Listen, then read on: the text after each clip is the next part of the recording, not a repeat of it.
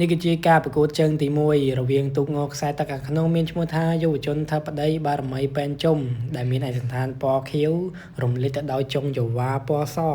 និងពណ៌ក្រហមដែលអុំឡើងនៅខាងបឹងម្លេចកាលពីទី29បងប្អូនអូឃើញថាស្រស់ដៃស្រស់ជើងគ្នាមែនតើ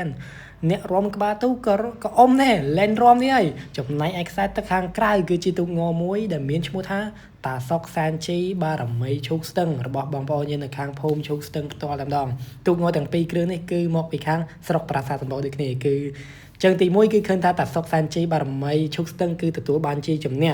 នេះគឺជាវីដេអូជើងទី2បងប្អូនគឺខ្សែទឹកខាងក្រៅគឺបដូរទៅដោយ